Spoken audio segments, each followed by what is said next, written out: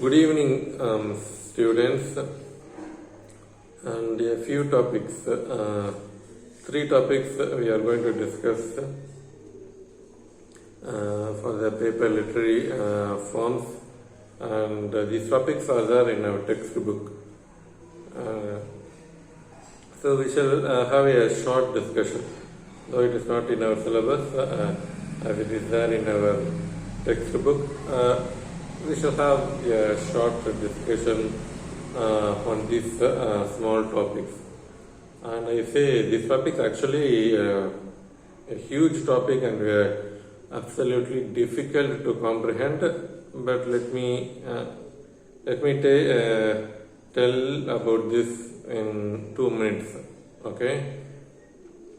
So today we are going to discuss 3 topics. One is formalism, psychoanalytical criticism, and then archetypal criticism. Okay. So these 3 topics, as well as the following topics which we will discuss tomorrow and day after tomorrow, are recent theories of criticism, 20th century theories of criticism. Okay. So what do these theories of criticism, these critics say? Okay. So first one is formalism. Formalism is a kind of criticism. Similarly, psychoanalytical criticism and archetypal criticism is another kind of evaluating a literature or analyzing a literature. Okay. So what do these formalists say? Okay. What do you mean by formalism? Formalism, first of all, originated in Russia. Okay, and then slowly it spread to Europe. And so what do you mean by this?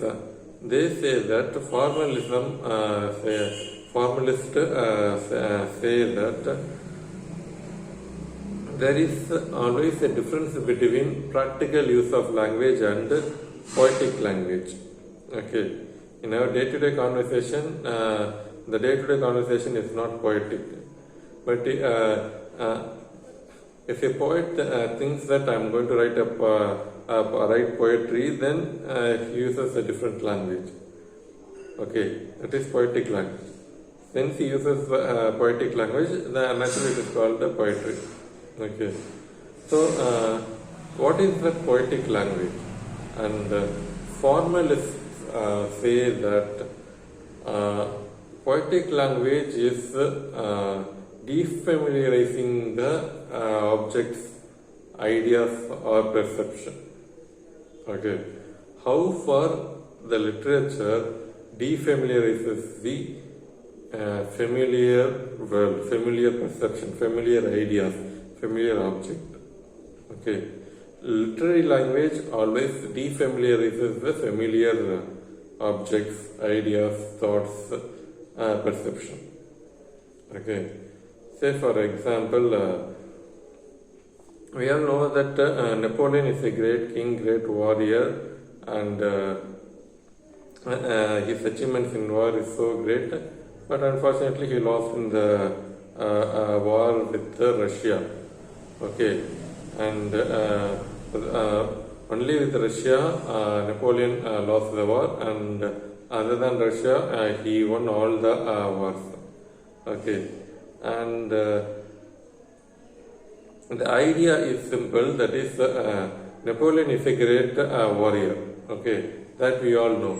But in a Russian poetry, how the poet celebrates the warrior Napoleon's braveness, okay, Napoleon's bravery, okay. And Napoleon is a brave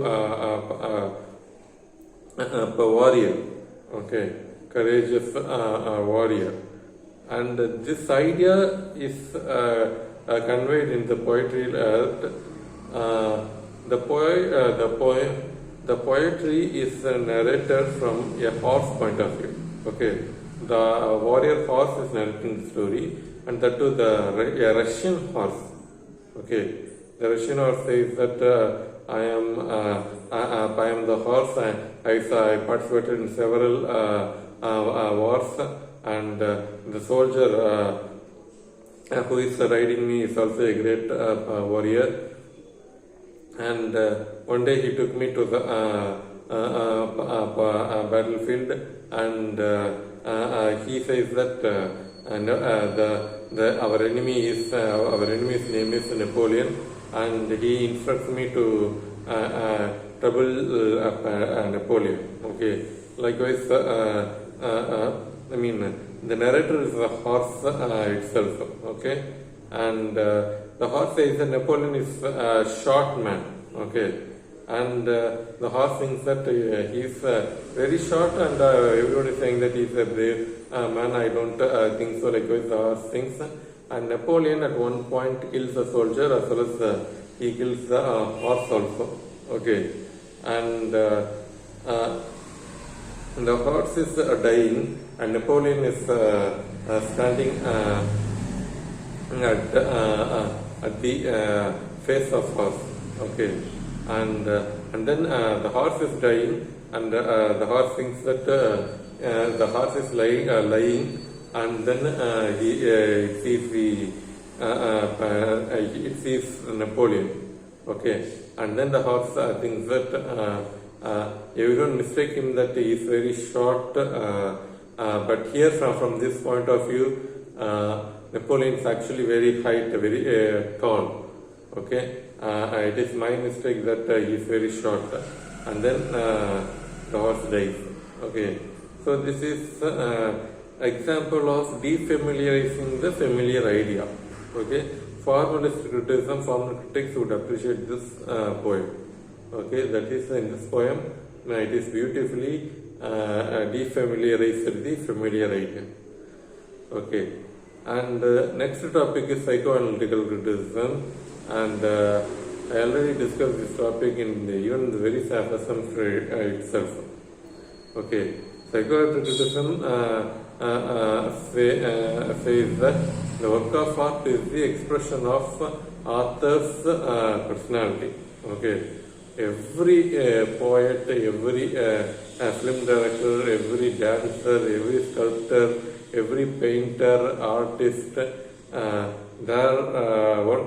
their creative work is nothing but the expression of their unconscious desires. Okay, so Sigmund Freud says that the work of art, whether it could be poetry or acting performance or painting or dance performance, whatever it could be, everything is a kind of expression of unconscious desire. Okay, and by expressing it, by doing such kind of creative work, the individual is satisfying the unconscious desire. Okay, that's what Sigmund Freud says. And by psychoanalytical criticism, the psychoanalytic critic would analyze the author, the writer's inner personality, as well as the character's inner personality. Okay, so the character's inner thoughts. Okay. See, if we say the psychoanalytical criticism of Macbeth, it goes like this. See, the ghost as well as the witches are nothing but Macbeth's unconscious desire. Okay, it is actually Macbeth's unconscious desire only. He is committing the crime of murdering the king. Even if there is no Lady Macbeth, even if Lady Macbeth doesn't provide Macbeth to kill the king, even if the witches do not see Macbeth, in one day or the other, Macbeth will definitely kill the king. Okay, but it is actually Macbeth's unconscious desire for ambition to be a king. Okay, so this is said to be psychoanalytical criticism of Macbeth. Okay, likewise we can analyze each play or poetry by which we can understand the writer's personality as well as the character in the work of art's personality. Okay, so this is to be psychological criticism. And the third one is archetypal criticism. So what do you mean by archetypal criticism? Archetypal criticism was founded by Young, J-U-N-G-N. Okay, pronunciation is Young. Actually, he is a psychologist. From psychology only this it happened in literary criticism also. So what do you mean by that? So what do you mean by archetypal criticism? Archetypal criticism is analyzing the pattern of the language, ritual, myths with the literature. Okay, how far the pattern of myths and ritual is similar to the pattern of the inner pattern, the inner structure of the literature.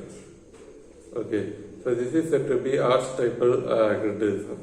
Say for example, winter season is always associated with pessimism, negativity, and sadness and suffering in European literature. Throughout the whole of European literature, winter season is always associated with sadness, pessimistic ideas, negative ideas, suffering. Okay, and if you take Indian literature, coconut acts as a symbol. Okay, a good coconut symbolizes positivity, and a decayed coconut symbolizes negativity. This idea is there in Indian films as well as in Indian literature. Okay, so in Indian culture also coconut we use in all the rituals we use coconut, and this is applied in Indian literature also. Okay, in Indian literature also coconut, though it is not a major thing, but coconut always acts as an object in any Indian literature. Okay, so in Indian rituals there is coconut, and in Indian literature also there is small object of coconut. Okay, so that's how this is the pattern of Indian literature and the innermost pattern of Indian literature. Such kind of analyzing Indian culture and Indian literature is said to be archetypal criticism. Okay, so it is identifying the similar pattern in myths or rituals and in literature. Okay, so that's the three topics are over: formalism, psychoanalytical criticism, and archetypal criticism. Okay, thank you.